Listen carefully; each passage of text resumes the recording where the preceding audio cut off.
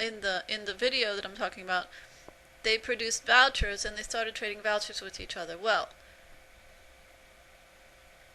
the the monarchs, the upper crust, said, well, that won't do, because then you see the middle class started to get powerful again. So what they did was they moved in and they said, no, you're not allowed to use these vouchers. You have to use my vouchers. And they started to produce their own money. Okay, so that, in a nutshell, that's what happened. And then we end up with coin of the realm everywhere, which is not good for a healthy society, because it's controlled from the top, and it's controlled by people who don't have the interests of the little guy at heart. So, right now, what is going to happen is that there's going to be a totally new kind of currency that's going to come. And it's going to not be based on, it's neither going to be based on commodities, nor is it going to be based on the hard currency idea, the precious metals, etc. It is going to be based on what? It is going to be based on individual creativity and nothing else. Because that is the truth. The truth is that the individual is the producer of the goods and services. The individual is the creative instance here. But that individual has up until now been alienated from his fellows by this struggle, by this false Darwinian idea that you have to struggle and fight with each other and only one person can come out on top. Okay, so we're going to kill that thing, that whole false idea, and people are going to start working together and playing with each other, and it's going to be a very creative and happy situation. And what we're going to do is I'm just starting it as a game. It's a game. I'm going to put it up on the website, and everybody can see what they like to do with it. So let's see, how shall I describe it here? It's called Play and Pay with Art. Play and Pay with Art. I should make a website of that. Okay, Play and Pay with Art,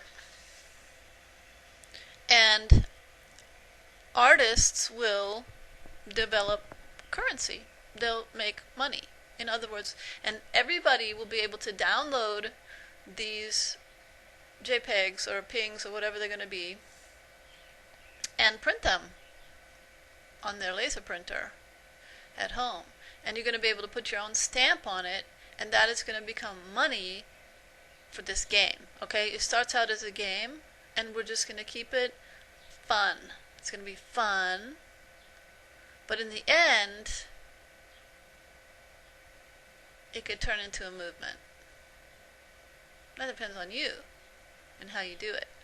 And I have some suggestions for how it could go, but what I really would like to see, what really needs to happen right now, is that a bunch of people get together and start to develop this game with me, because I'm just like a little granule, a little spark, in the big fire here. I don't have the whole thing. I just have a part of it. So I'm giving the impulse and saying, this is what we want to do. We want to have this game. And there's a lot of other initiatives on the internet about making a currency. But the problem that I'm seeing is that the people who are developing this are not going grassroots enough. They're not going down to the level of the creativity, that the creative spark in each individual on the planet. They're trying to control it, and they're trying to have this thing of, well, okay, just like I said, that I should make a website, Play and Pay with art. Well, somebody could just, when they hear this video, they could just go and do that. I'm not going to be frightened about this anymore, because I didn't come out with this months ago because I don't have any coin of the realm to go and pay for that website. So I thought, well, before you have the thing to pay for the website, then you shouldn't do this. Well, that's really, in actuality, that's kind of silly, because we need each other. We have to play this thing with each other, and it's like, how am I going to play a Monopoly game by myself? But this is the opposite of the Monopoly game. Monopoly was the old paradigm. The old paradigm was one guy wins it all and shuts down everybody. And you can't have an economy like that. And this is how they've been operating from the top down, this thing from the top down. This is what's going on with the people right now who are developing all of these little fun games to play with each other. It's not making any headway because they're all still top-down thinking. And what we have to do is think from the bottom up, because from the bottom is where the productivity comes, is the creativity. The creativity is down here. Like the guy who's running around in that truck and trying to bring art to everybody. He says creativity is in every human being. Well, creativity is in every human being means, what does that mean? It means there's value in everything. There's value in every person. And what does that mean? Value simply means that the money power is with the individual. It's not with the corporations. And that's the thing that people don't understand. The corporations what are they doing? They're just stealing from everyone. Everybody knows this, okay?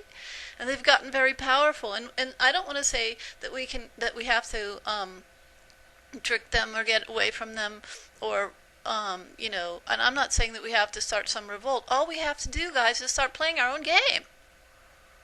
Just play our own game. That's all. That's all there is to it. And it's going to be really fun. So this is my idea, and I'm going to put it up in on the website and with some text so that people can mull it over and read it over and think about it and try to figure out how we're going to set up this game so that everybody can play. So basically what it's going to be is that everyone who has a color laser printer or access to one will be able to print money and then trade it with each other. And at some point we might develop something, like printing it on some kind of special paper or something like that. But I don't even see that that's necessary because, this whole thing about, because there's all of this stuff about making your own currencies. Like if you do some research on the web, you'll find out that there's tons and tons of communities who are making their own currencies all over the United States, all over the world. It's a huge movement, huge. But the thing that everybody's saying is, you have to, make sure that you to protect it from being, that people won't, what's the name of that word? You see, I can't even think like that anymore. That people won't steal your ideas, But I want to do it so that everyone can literally produce their own personal currency.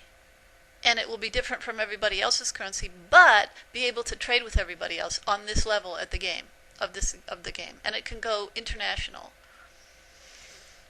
And there's a couple of things that have to happen for that to come to reality, and one of them is transparency. Everybody has to know where the money's going, and basically, and kind of what it's paying for, I think. And then, there's these things that I